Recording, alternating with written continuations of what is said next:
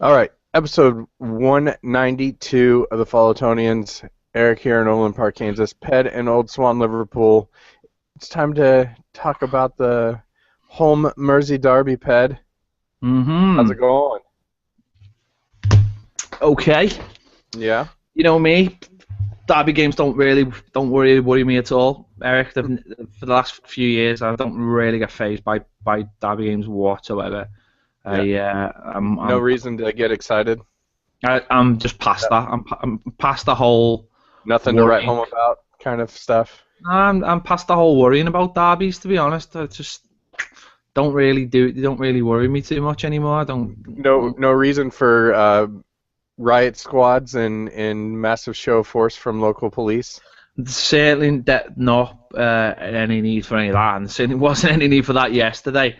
Well, Uh, you know the reason why there was no outbreaks of violence at Goodison Park yesterday is um, because all of the police presence, everybody was scared to fight.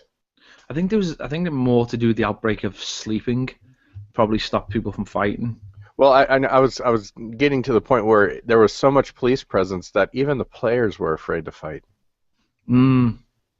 There was it was a very sensible derby. I think there was only one real flashpoint, and that was all handbags produced by Scrappy Doo Jordan Henderson. But more of him later.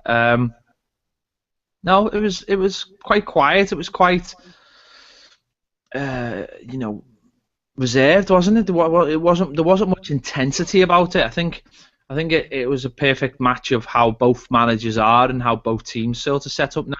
There isn't that intensity in derbies anymore. Even if fake hardmen try to inject it into the game, it simply wasn't there. Right. Uh, so it was a weird one, to be honest, because do you know what? Liverpool fans turn up and they don't hardly sing. They don't really give it much from that side, and it doesn't really sort of this atmosphere that people think is there. This hostile atmosphere isn't there, and I'm not talking about the fact that it's supposed to be the friendly derby. I don't know. There just isn't this sort of hostility in when people go the game. I don't know, and there wasn't a lot riding on it yesterday either. I mean, I know both teams are in weird situations. We're trying to fight our way out of the bottom half of the table, and they're trying to get into the Champions League spaces. But you didn't have that little bit of extra edge that sometimes are needed to make really intense games. Yeah, you'd think also. I mean, we might as well just get into the lead up to the match, and it was the Steven Gerrard final derby match, and that's what it was in the papers and the press, the commentators leading up to the match. That was all that they talked about was this is the last time Steven Gerrard is going to play Everton. Yeah, yeah, it was ridiculous here. It was, the Sky Sports advert it was a joke. I couldn't even get angry about it because it was just so funny. It was just basically that song and just him and sort of it's his last game and oh my god, it's dead sad. And like I didn't even get angry because it was just laughable. It was just laughable again. It was just their attempt to try and big up a pretty average looking game from the outside, which it actually turned out to be pretty average. Yeah, That's what they were trying to do. They were trying to make something out of nothing. And anyone who's watched Steven Gerrard lately, he's laughable. He's not anywhere near the player he was. It's sad here because in the game against, I think it was Wimbledon in the FA Cup, and he scored the two goals. They made it out like he was like, oh, he should never go. He's at his best. He's an amazing player. And any Liverpool fan will tell you that he's been very, very average, very, yeah, very average. And it is time for him to leave. yeah. But Every time he made an errant pass or just some sort of gaff or something, a certain person in the pub that I was at watching the match scouted just shouted MLS. MLS, MLS, one Right. of us. Don't get me Exactly. wrong. Like Don't get go to the MLS and you'll be fine. Um, but he's definitely lost that edge uh, in the past year even. So But what makes me laugh about the MLS, and there's a lot of uneducated people in this country about the MLS. And I think they've seen players go over there and not realise that, okay, technically it might be the best league in the world, but you've got to be fit and you've Hmm. got to be able to run, and you've got to play in hot conditions like in LA, cold conditions. You've got to In play Seattle, rainy. rain, plastic pitches, different time zones, different altitudes. It's not going to be easy for him when he goes to the MLS. The So MLS is like the Europa League, yeah, except that's the only team. That's the only thing you do is the Europa League. It's like a 20-team league of teams spread out across Europe. mm. That would be the equivalent of it. It'd be like And you've got to travel every game as well. And exactly. it's not always like, I know the Galaxy might be a bit different. They probably do have like first class travel in their own planes and stuff, but a lot of teams still fly like regular coach and stuff. Sure. And so to equate that, it'd be like my team, Sporting Kansas City, is kind of like Italy. It's kind of like a team in Italy. It's very centralized. So you're flying everywhere, but you're not flying very far everywhere. Whereas there's like teams like LA, it'd be like Everton on the West Coast having to fly to Krasnodar to play New York. Oh, well. But let's get off the Listen, whole I Steven don't even T. know Let's what's get off on. the MLS. What are we doing? What are we doing? Well, it's because the match was crap. Yeah, it's very true. And so Very true. we're trying to get some filler out there, spreading some knowledge. Mm. 2 changes in the match: Baines out, Oviedo in, McGeady out. Not sad about that. For McCarthy, very happy about that. Yeah, I think everyone was quite happy about that. I put a team out in the week that I wanted to see. It was basically the team, but it was with Baines instead of Oviedo. Right. Because you've got to. You can't just run into these games and head first and think, right, we're going to do this and we're going to do that. You've got to play where the ball lies, and at the moment we're not in the best position. You've got to get through the sticky games. You've got to try and keep things tight and maybe hit teams on the break. And you hear people moaning, going, "Oh, we're too negative and we were too defensive and we didn't go for it in there for the taking." But what if we had gone for it and ended up getting beat? I mean, last season we went to Anfield, had 63% possession and got beat 4-0, and it could have been 8. It seriously could have been 8.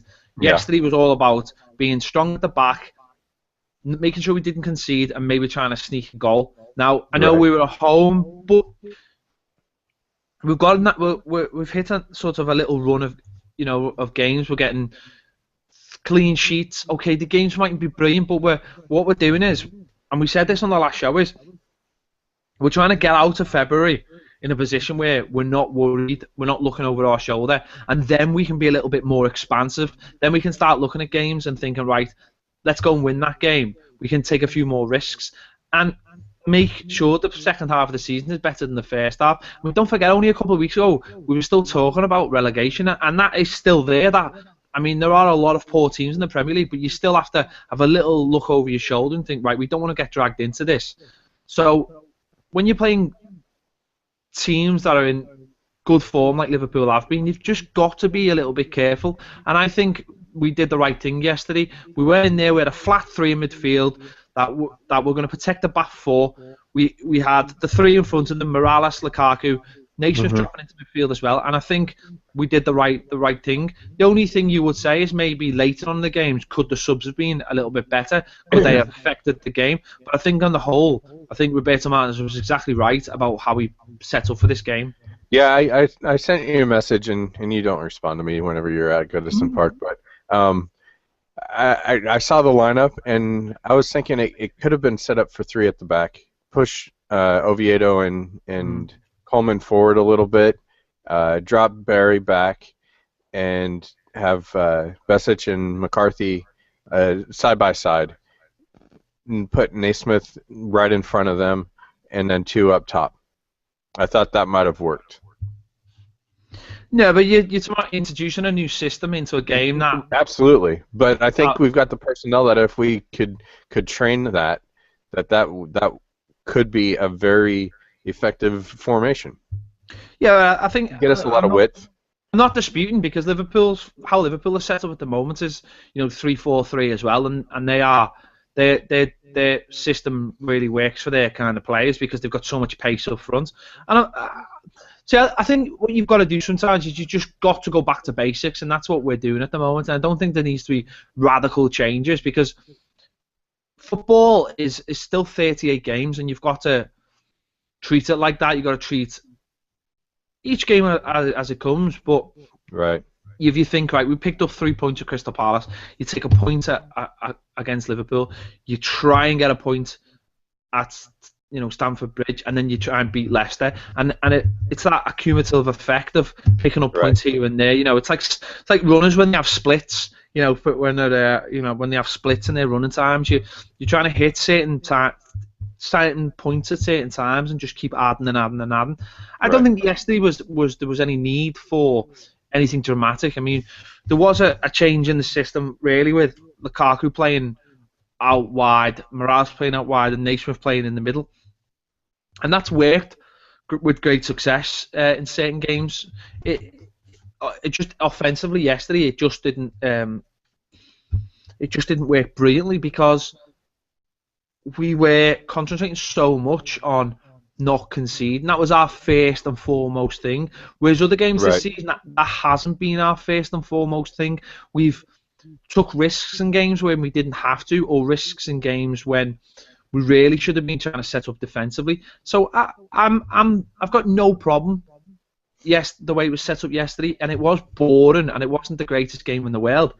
But that's the way it is sometimes. It is. I was just looking to possibly change the format, the formation there to get Oviedo further away from our goal line. He definitely was struggling at first against eBay. Yeah. eBay. Yeah. He's awful on eBay, isn't he? You there, Ped? He tends to switch off. He switches off during games,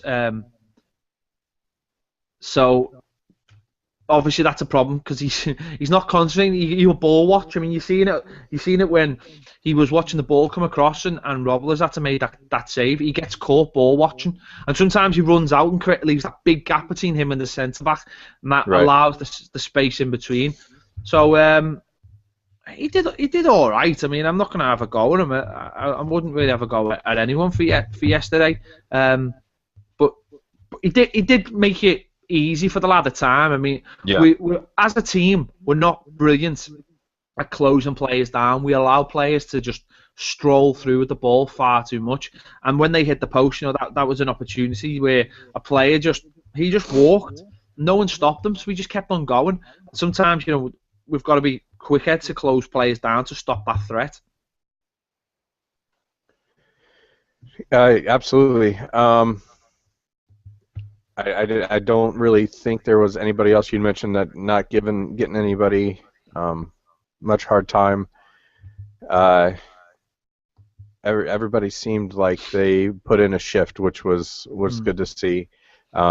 Stones, I thought, played pretty well. Jags switched off a couple of times, but overall, solid performance from him. Joel is continuing to improve. Yeah, definitely. Starting to gain more composure and more control and in his area and directing people around.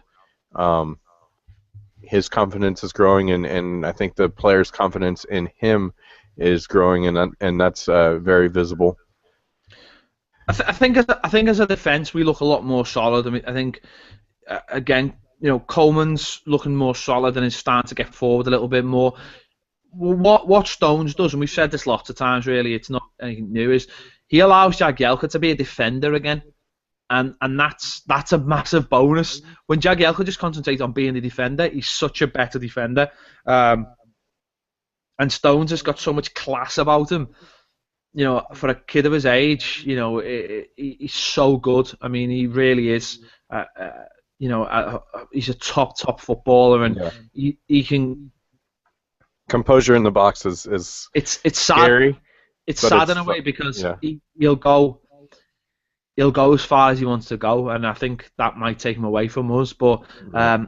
he's brilliant, and when Jagielka plays along next to me, there's the brilliant partnership. I think the only real letdown was Barry, to be honest. I think again he was giving a lot of soft balls away. He's getting caught in Yes. possession far too much. He gets the ball taken off him a lot. But you can understand for the time being why. Well, not for the time being, for whenever. Manners just loves him in there because of his composure, I think, at times. But, Besic is growing a lot more as well. I mean, he was guilty yesterday of being getting caught in possession at times as well, not sort of reacting quick enough. But again, he will get better and better at that. You can see that. McCarthy came in and was just McCarthy. He run out of legs a little bit and sort of curtailed a lot of the stuff he likes to do, but you could see he looked fit. He got through the game. That's the main thing. He didn't, it looks like the problem's being solved, and hopefully he continues to get stronger and stronger and stronger. But I think Besic and McCarthy in there look like they can do a job. Besic is getting a lot more comfortable on the ball as well, and sort of slowing the game down, picking his head up and picking passes. And I think in time there might be a scope now where Barkley can go into that midfield and give us that little bit of offensive side that we've been missing. But definitely during these couple of games, there's no issue with having those three in midfield. We've got to be solid. But if we can get through these games, then it'll be time to to introduce Barkley, because you seen Barkley when he came on. He looked right at it straight away, and it won't have done him any harm to be out the side. It really won't. To stop, look, listen, see what he needs to do, and for him to fight his way back into the team as well. That's never an issue. No player should have a God-given right to just go back into the side. So I've got no problem with how we've been set up. You just look at it and you think, right, as we go on now to the rest of the season, you want to see us being more expansive. And that defensive solidness to us now will allow Ross Barkley a lot more freedom on the pitch, knowing that he's got a Besic behind him, a McCarthy behind him, maybe a Barry behind him as well. Having two centre-halves that are in form, having a goalkeeper who's in form, having full-backs who are defending, knowing he's got those players in there is going to give him a lot more freedom, and it's going to boost his confidence. Yeah, I'll just kind of backtracking a little bit. I wasn't sad to see Lucas go off early. I wasn't sad to see Besic put in a hard challenge on Coutinho. I was really, not impressed isn't the right word, because I know, or I think I have a good idea of what Besic is going to bring and what he can do and what he's going to do, but I really hope that he just continues to develop. Yeah, he's getting better, isn't he? He's getting better every week. I mean, as I mentioned, he did get caught out a couple of times yesterday in possession. Sometimes the speed of the game does catch him out when he wants to slow the game down. But look how much he's come on since that first back heel against Chelsea. The lad's coming on all the time, and for $2.5 million, he looks an absolute steal. He does look a really good player, and he looks a lot more than what people thought he was going to be as well. I think a lot of people thought he was just going to be this tackler, this player who's just going to run round and throw silly tackles in left, right, and centre. But you look at him and you think he's got a little bit about him. He's got a bit of composure. He can do a little bit more than just throw tackles in, but he does give you that little bit of angriness in midfield, which is, of course, is what you need. And he takes no messing, but a lot of the times as well, he doesn't give up, the yellow card easy. He sort of makes sure he earns the yellow card, which is always a good sign as well. Yep, yeah, definitely. Let's talk about Arron Lennon for a little bit, because he is on loan from Spurs, makes his Everton debut in a derby. I would imagine that hasn't happened too often, that a player has made their debut for Everton in a derby. Well, I'm sure there's been a few, but I mean, he come off the bench. He's a Premier League player. He's not. He's not. I don't think he's going to get phased by that. I'm sure he's played in a lot of big games. I mean, he could have been coming off the bench for Tottenham on Wednesday at Anfield, or on Tuesday against Liverpool. I mean, that's that's the nature of the Premier League. He's played enough games to know how it all works. He's just swapped one club for another. Right. I thought he did okay. I think he gives us something a little bit different. Now you could see a lot of the times where he wanted to play the ball and where the likes of Coleman were, and Coleman wanted to play the ball, and you could see that there wasn't obviously a natural link up. yeah, there wasn't a trust factor there yet. Well, dude, that'll come. I mean, that's like that's like anyone who goes to play for any team at any level. You've got to get that little. You've got to know where the player's going to run. You've got to be sure that player's going to make that run. That chemistry doesn't come overnight. Right. But he looks a very willing runner. And what I've heard from people is that Spurs fans is that he's willing to defend as well. He's willing to do the hard work, and he's got lots and lots of pace. And you could see that was at times that was giving Liverpool trouble down there, especially against Sakho. I mean, one thing I will say about this game is it annoyed me we didn't play on Sakho any more than we did, because he is a truly woeful player. He is awful. There was a moment when he went to kick it and couldn't even properly kick it. It was like a Sunday League clearance. We just didn't play him enough, and it really annoyed me. Yeah, so I wanted to get on. I wanted to make a point about Lennon real quick, and how you're saying just the link ups not quite there yet, but hopefully it will get, because Barkley played what could have been an amazing ball behind that Arron just didn't quite have the pace or the timing to get to before it went over, or before he barely saved it, but he just couldn't get onto it.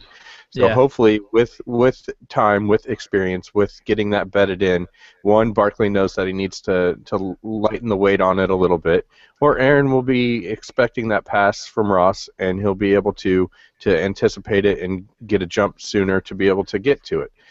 Either way, it's some pace, a lot of pace, and some skill that's definitely above and beyond what we had on the right wing previously. So it's going to be fun to see how that develops. Well, yeah, you've got what you've seen there was, as you just mentioned, Ross has just played a great little slip ball between the fullbacks, and when you've got someone with pace that can come from out to in like that, as you say, it was just one of those things.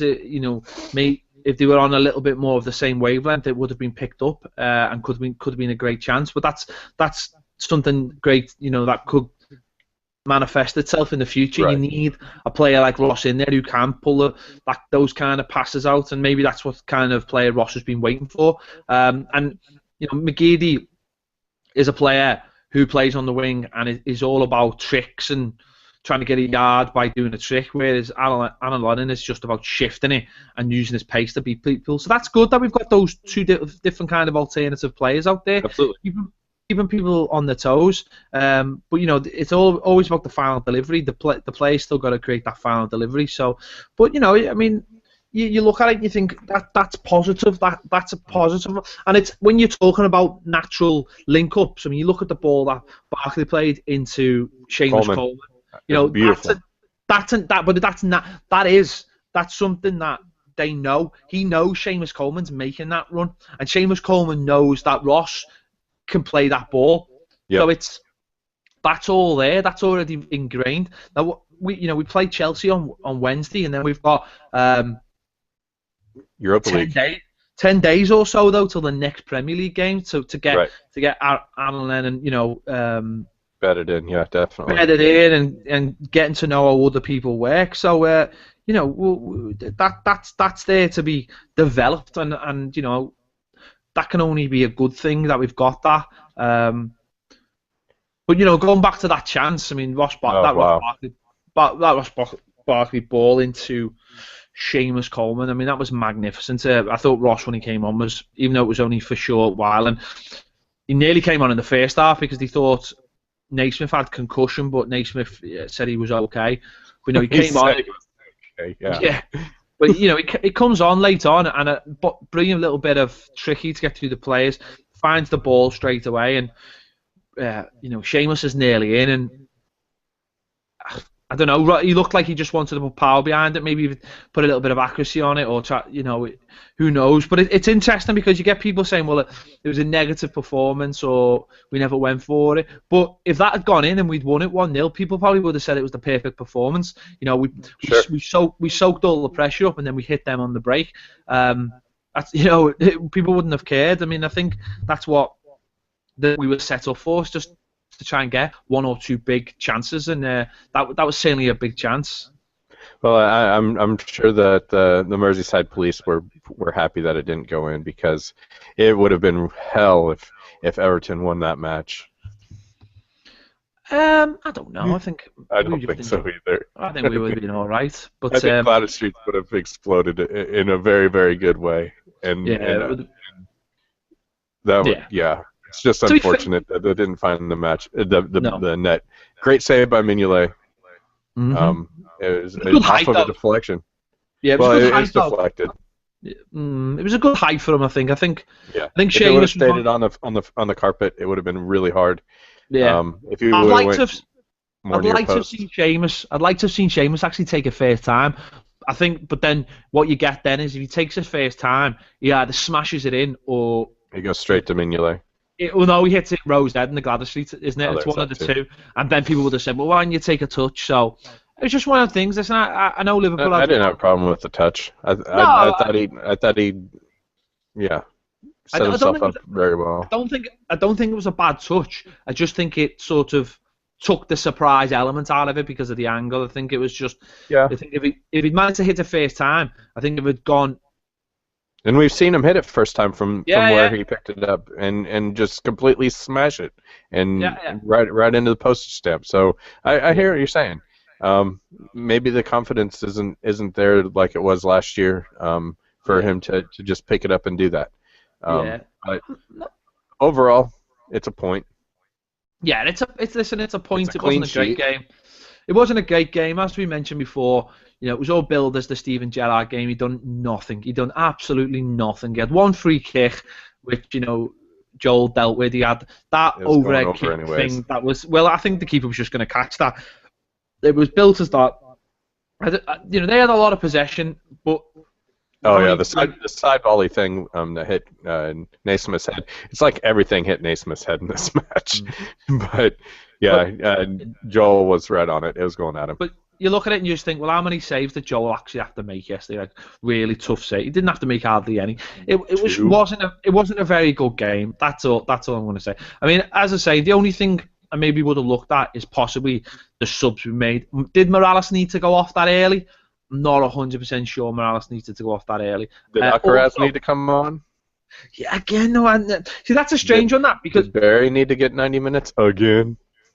The one with Alcaraz is weird, because actually I was cursing that substitution, but when he came on, it actually allowed some of the midfield players to go further forward, and actually... Right. It annoyed me. I think a defensive midfield sub. It was weird. It was a double-edged sword because it was a double-edged sword because what it was doing was it was encouraging Liverpool to come on, but then it also gave us a little bit of security at the back to go on. I mean, I don't think I would have made that sub. I think a sub I would have made is I would have brought Kone on. I think we were crying out for someone to hold the ball up front and build off it, and I think we had the pace then to build off it. I think if we could have got the ball into Kone's feet and then started getting into Barkley or into Arron Lennon, I think we would have had a lot more joy. I think Kone can be used. I mentioned it last week at the Crystal Palace game.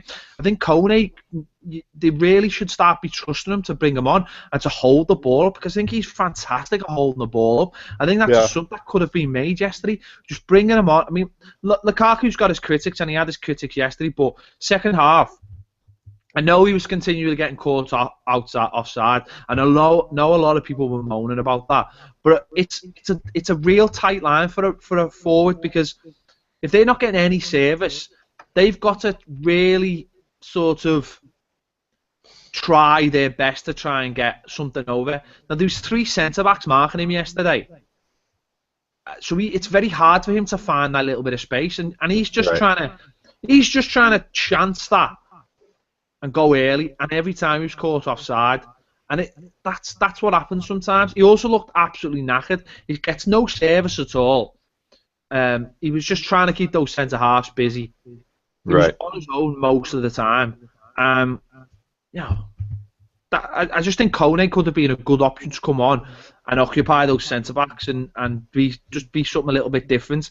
I think that's a risk Martinez needs to start taking, because I don't think it is a risk, because I think Kone can actually hold the ball up much better than Lukaku can. And he can bring those other players into the game. I know what he wants from Lukaku. He wants him to hold it up and turn and run at them. Can Kone play for Barry instead? Can we put him in a defensive midfield role? Hold the ball up there? Possibly. We'll wait and see. All right. Yeah. But also, let's just very, very quickly, Jordan Henderson, you're just a moron. Oh my God, I've never seen someone who thinks he's a hard case when he's not. Oh, Besic had the little run in, fine. He walks over to him. Naismith pulls him, and he kicks off at him like he's he's in a nightclub and he's gonna do something mad to him. Naismith with Gerrard flatten him. With Gerrard standing in the way. Gerrard knew the score there. But what made Gerrard looked like, come on, kids. But he was standing there. He was standing there, and Naismith said to him, "Why are you getting involved?" He's giving it all the scrappy do, Wilshere routine, right. And Naismith's like, "Why did you get involved? Why did you need to go over there?" He's taking the Gerrard mantle very, very seriously, trying to referee the game for the ref. Right. Unbelievable. Little scrappy do.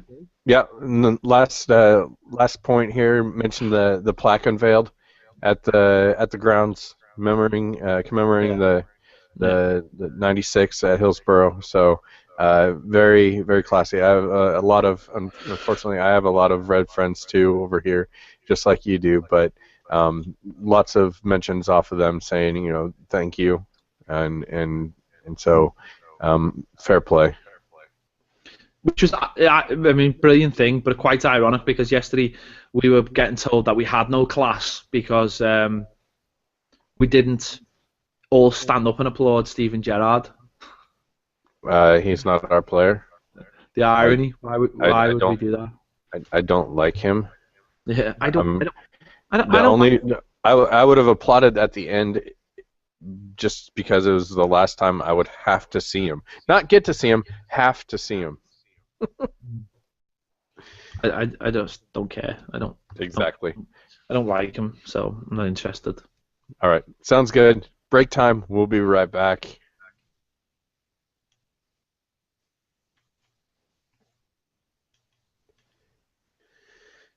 All righty. Let's do this.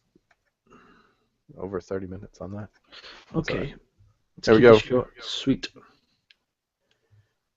All right, we're back on Follow-tonians, brought to you by Abscess Services Limited. We get to travel on down to Stamford Bridge midweek. Hate midweek matches. Don't get to watch them until hopefully the DVR works. DVR. Nice. What do we expect out of this? Same lineup? Do we make any changes? Hopefully Baines is back, or do we just save him for the Europa League and just take this as a you're going into the stadium of the obvious potential champions this year? No, if Baines is fit, you've got to play him, haven't you? I think it's as simple as that. If he's fit, you've got to play him. But I would try and keep the most outside in for Wednesday plus Baines. I think what we've got to do is just got to go down there, try and be as tight as we can, try and hit them on the break if we can. It's going to be a very difficult game. We don't really get anything from Stamford Bridge ever. Not many teams do. But they've got no cost there. Yeah, he's still suspended. Thank goodness we don't have to look at that ugly mug.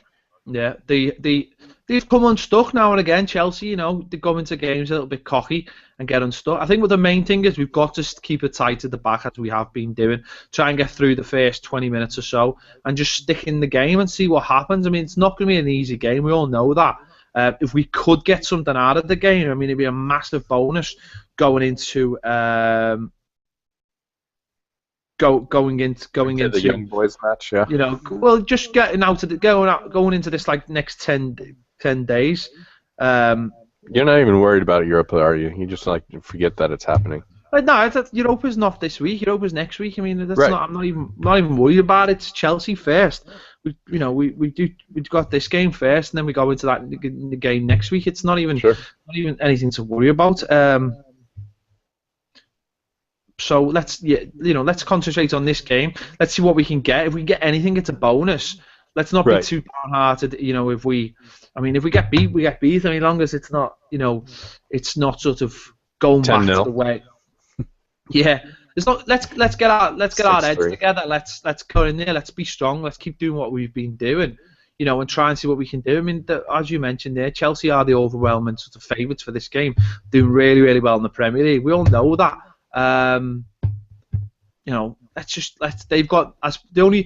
They've got no cup commitments at the weekend either, so it will be their strongest team. Right. But they'll know it's going to be tough because the way we've been playing lately. I think what we've got to make sure we do is just don't give up any cheap goals and hope we can try and nick something. Yeah, agree. They've got the skill. They've got a lot of players that are firing, and Hazard's playing really well. But they are missing Costa, so we have less likely chances of getting stamped on, so that's good. Yeah, anything we get out of this is just bonus. It stinks to think to think of going into a match and trying to get out of it alive with a point. But that's just, I think, where we're at. That's what most teams will go to at Chelsea. They'll go and do that. But as long as we keep a shape and we don't give any cheap goals away, then we'll make it difficult. Chelsea, I mean, they haven't really destroyed many teams. They went down to Swansea and they give them a bit of a hide, but Swansea are a very open side. But teams that go up against them and try and physically match them and keep a good shape, I think they do find it, tough to score against. I think you've got to lie down to them. You've got to stay in their faces. And I think the fact that we've got a refreshed team, we've got a stability about us, and we have looked in the last couple of games. Actually, we've looked strong going, towards the end as well. Players look fit, so hopefully now we're also getting a near fully fit squad back as well. We can just go from strength to strength. And listen, I've got no fantasies about this game. It's going to be very, very tough.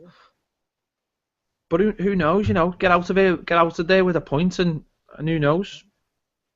Yeah, we've seen Chelsea concede goals to Villa and other teams lately. We're on a good run defensively, 3 clean sheets in a row. You never know, but you've got to think that a draw and we're happy. Yeah, I think what we've got to do is forget this game in a way, and then we look to the future. Once I think what I'd like to see is once this game's over, is that we start looking to expand, as we said before. Try and get Ross Barkley back in the side. Try and go from there. Try and look now and say, right, well, we've got through this difficult period. We've picked up some points from it. Now it's time to kick on. The defence is looking solid. We've got players back fit. We've got most of the players back in the positions that we've got them in. I mean, hopefully, touch wood. We're gonna have John Stones. We're gonna have Seamus Coleman. We're gonna have John Stones. We're gonna have Ross Barkley coming back into the side. We're gonna have Romelu Lukaku. That's the spine from last year that got us got us to where we were. And now that hopefully it's going to be back, and it's going to hopefully is going to be there for the remainder of the season. We'll go from strength to strength, because I think we're just so much of a better side when we've got all those players playing. You add the other players, Morales, Lennon, obviously Baines, Jags. It all. Once we've got all them players, we're just so much of a better side. So there's no excuses now. No excuses. It is. We've obviously improved since Yep. our horror show, a Hull on New Year's Day. We've kicked on from there. Yep. So just got to keep on doing it, picking up 3 points against the teams we're supposed to pick up 3 points against, picking up draws against the teams what we're not supposed to pick anything up from, and try and finish the season strong and give us and if we do finish it strong, then you've got the Europa League coinciding with it. And if we're strong, we look defensively strong in the league. Take that into the Europa, then let's see where that goes. Sure, absolutely. So anything out of this match, and we're happy. Anything else we need to touch on for this show? No. I can't think of anything else. Yeah, I not much news happening with the club as far as off the pitch.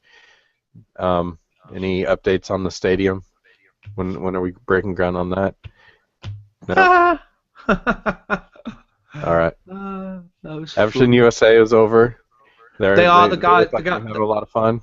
The guys are over. They look like they're having a lot of fun over here. They're going to Chelsea as well. So hopefully going to catch up with some of those lads this week and see how they're faring. See if they've brought any investment over for us. Yeah. All I know is that they've brought huge suitcases over. Take long. Hopefully. So. Right. One thing I will say, the campaign for this new season tickets looks like it's starting soon. The We Are Chosen campaign, which will be interesting. I've only just finished paying this season's off, and I'm gonna have to start paying for next season's. Yep. It's a never-ending cycle, but at least you have the option to pay over a period and not having to fork it out all at once. I'm sure that makes it easier for a lot of people to make payments on that. So, all right. It does. Everybody, thank you for listening, tuning in, watching, and we'll talk to you next week. Hopefully we get something out of the trip down to Stamford Bridge. And come on, you Blues, let's go.